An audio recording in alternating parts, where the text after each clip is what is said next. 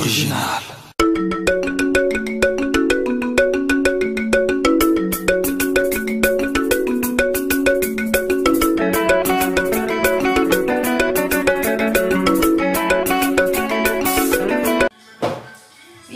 Bonsoir, ngande kolabio ya mwasi na kombo ya Bijou d'Or. Donc na yeli bino lelo recette nanga na kombo ya fan courant o ba Dutch baloba et puis ba na français et bengami na kombo ya crêpe.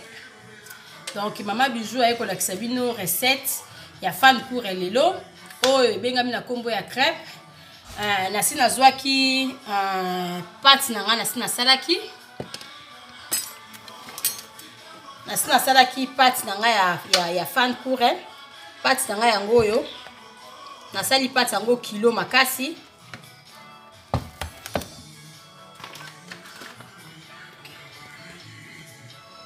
Mama Bijou azui farine.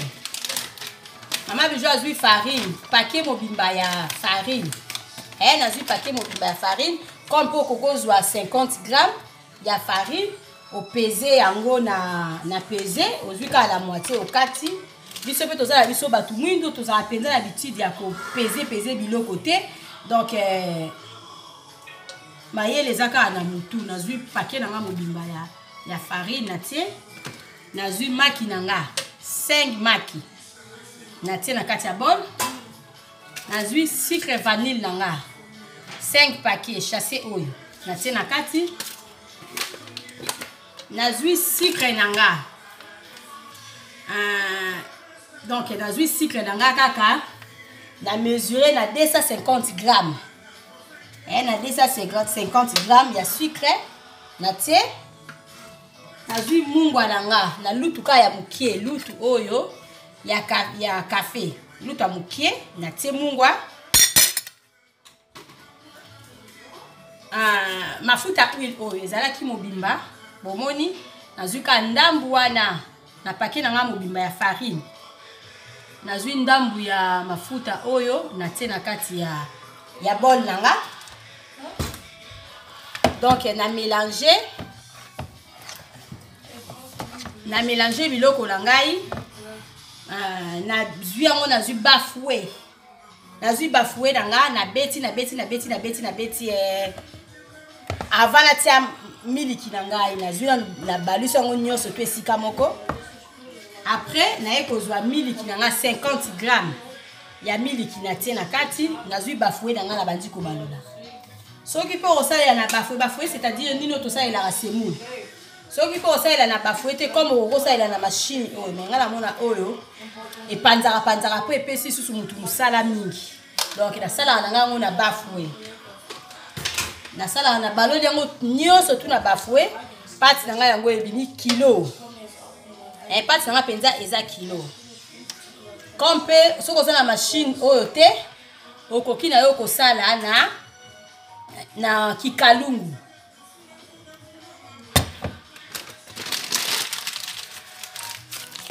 nazui remarque mingi epai ya bandeko nanga balobi nanga mama Bijou olambaka biloko olakisaka biso te place okati matungulu olakisaka biso te place nini osali sauce po bandolo baloba donc soki nalobi na banda kolandisa nazui farine natie nazui boye natie video ekozala mulai trop et puis tango ezala mulai trop donc gafe kokozala mwana kokoya okota wa gangi donc video ebebi donc ya mwana nalingaka kokatakata ba video nanga et puis na expliquera bino bien na yebi ke batumi balobi magro olakisa ndenge ozolamba mobimba te mais ndenge expliquera to comprendre yango déjà kitoko donc mama Bijou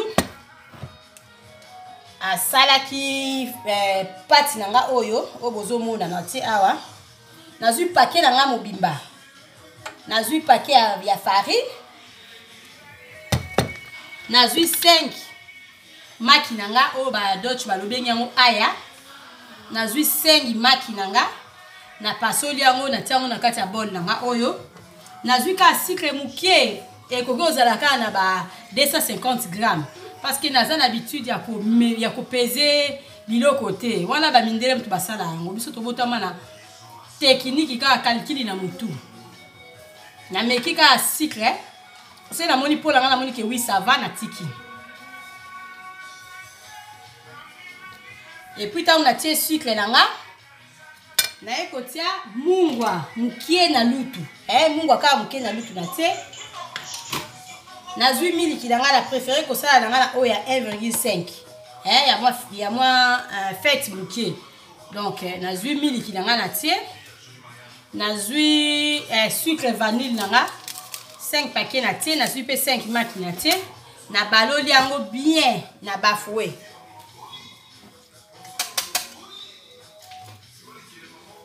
Bafoué nanga yango. Na beti on eloko to sala semoule. Soki o sali na yango te kompo o sala na pareil na machine oyo, o baloli bien après si manango o moni que oui farine penza balwani kitoko na miliki nde esali il faut ezala kilo nga la sala yango ezala kilo makasi bo. Comme pe okoki kozwa pati na biso oyo o sali na yango na kikalungu.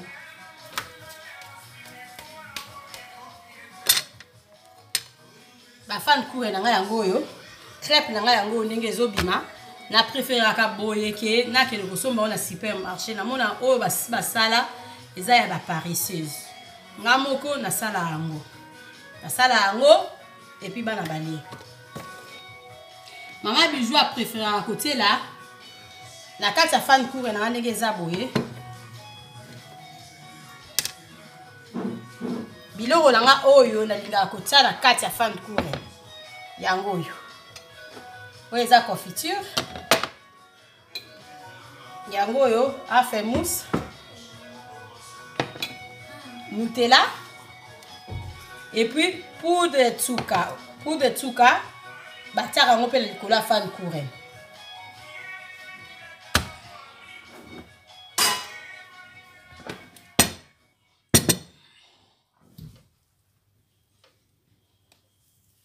Maman la biso Yvette Okito. Obenga kingo lobi Maman Bijou ba recette na yo tozo landango kitoko mais toza la bezo la kisara biso ndengo bandaki tina ndengo kosukisa. Maman Meje, Maman la Kevin yo bongo nanga yo po lobi nanga bongo. Donc batu balobi ke Maman Bijou alinga ka reproche te bakosi mutu ava oloba likambuya il faut eba malamu. Nalinga nanga reproche mais il faut eba ka ndenge koko reprocher mutu. Parce que mutu olinga reproche te musale et sala mandenge ni. Nalinga vraiment reproche makasi. Mais oyo bandeni ka ya osulu bakwa.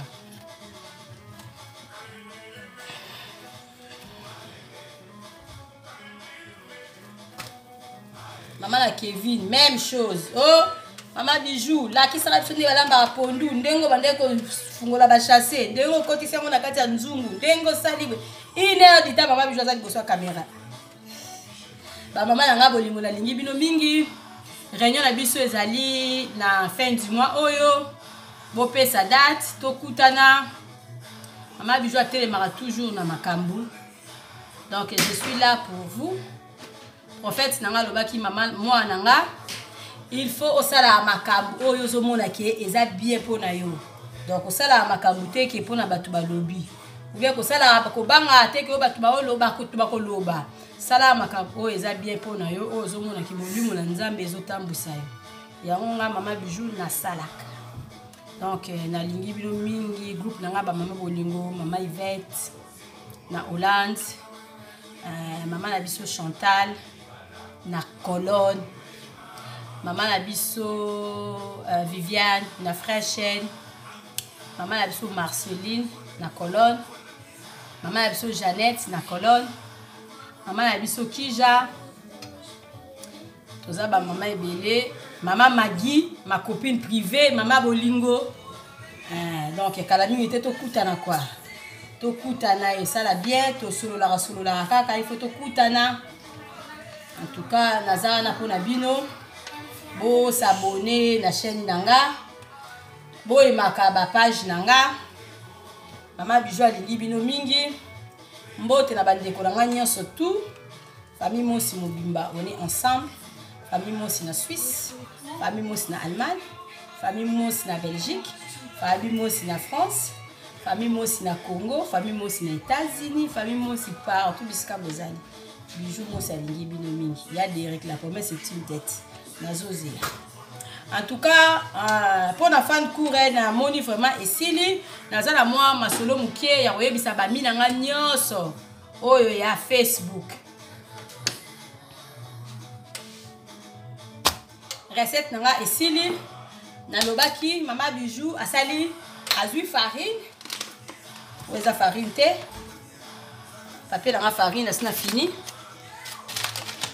mutu nyonso to ayebi farine mama nyonso to ayebi farine papa nyonso to ayebi farine na bandi na farine nanga na tie papier mobimba nazui farine nanga na tie awa nazui sucre nanga mokie kokoza la ba 250 grammes nazui sucre nanga na tie nazui ndambu ya huile huile ezaki mobimba donc ndambu kaka na tie huile nazui maki nanga 5 maki na tie nazui sucre vanille 5 paquets nango na tie na kati nazui mungwa mwana lutu mukie kaka boye na tie mungwa na nga na kati nazui eloko tosalela semoule wana donc na baloli d'abord na baloli yango kaka boye na mélanger puis na kotia miliki na bosanaki na tie miliki nga na saleli na miliki ya 1,5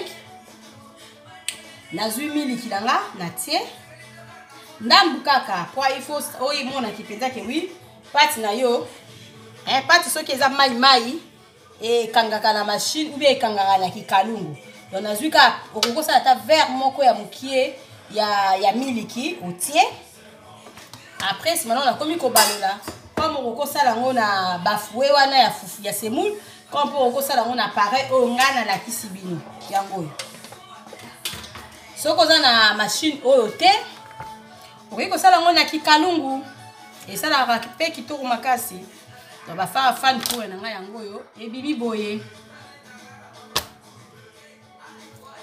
confiture bokokolia nango Nutella afemousse oyo mpe lisusu bokokolia nango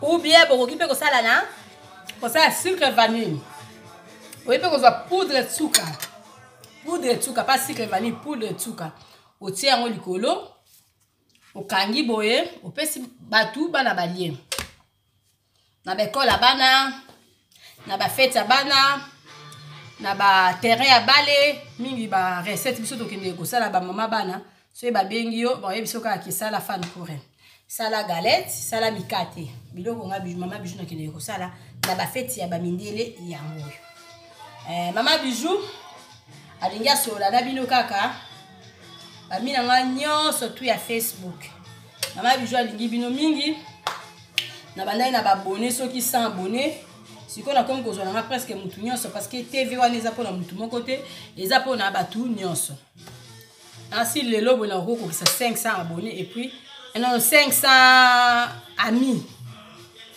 donc mutu na mutu aza na ba caractère na ye mutu na mutu aza na ba éducation na ye donc eza na mutu mosusu alinga bengo na ba messenger na ba 1 heure 2 heures ata yo moko papa ata yo moko mama vraiment ko benga mutu na 1 heure du matin ezala na Congo ezala na Afrique non ezala na Afrique nyonso tout kaka ezala na Europe to yebi déjà que 1 heure du matin batumi baza basibalali donc mama bijou vraiment lingi trop komela nga message na messenger mama bijou akotanga ata ba message yango ezo leka grave nazotala o nakoki ko répondre nazo répondre ba message na messenger na lingi yango mais appel ya messenger na lingi yango te bobenga na bino nga na messenger te comment c'est to solo li na moni que oui li solo la biso ezo tinda vraiment que oui il faut ce que to solo là il s'agit ata ya WhatsApp to solo la biso Pour mingi ezozalaka mama bijou nga naza ba émission nga na de côté na chaîne na yo. Mama bijou nga na musala nga naza soki cameraman. Mama bijou nga naza soki boy. Mama bijou naza boy. Mama bijou naza boy. Mama bijou na lingi to travailler ensemble. Pourquoi pas? To travailler na biso ensemble mais comment? Comment la mama bijou message, mama bijou a ko répondre et puis bozo mona tozo naza ko répondre tozo solo là. Na repère sabino numéro ya WhatsApp ya batu o nga nazo sala ba musala baza na Congo. Bientôt na ko luka WhatsApp moko pona ka pona chaîne oyo parce que numéro na nga ya WhatsApp eza privé na nga bato a bureau ba benga na kati wana bato a bureau ba komelaka ngai et puis famille na nga ba benga nga na privé na nga donc nazo luka numéro moko naza déjà na numéro nazo linga siko na salela ngo penza WhatsApp ya Bidor tu vis ma solo ya sika. Pas to solo la bien parce que na moni vraiment ma solo ezo kende kitoko. Numéro na kopesa bino ya kin eza la WhatsApp ezali code na biso ya Congo ezali 00243 81 34 76 446. Mususu ezali kaka code ya Congo 89 97 51 14 17. Bobenga botinda ba message wana borozwa batu ba ko expliquer bino ndenge nini chaîne na biso eza kotambola. Siège na biso pour le moment eza kaka na Balari numéro 79 na boutique bijoux d'or. Balari numéro 79 na Bandal. Poza na siège kaka wana. Ba numéro ya WhatsApp na pesi bino.